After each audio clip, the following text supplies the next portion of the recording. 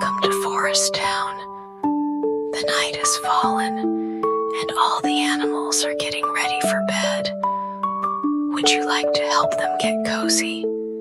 Let's see who's still awake.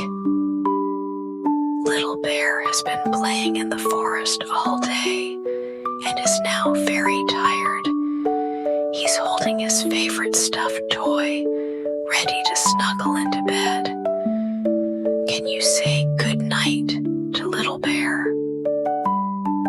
Little Bunny has been hopping around all day, collecting lots of carrots. Now, she's lying in her soft bed, pulling up her cozy blanket. Can you say good night to Little Bunny?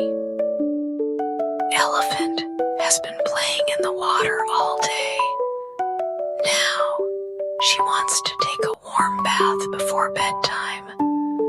The water is so cozy, and her eyes are starting to close. Can you say good night to Elephant?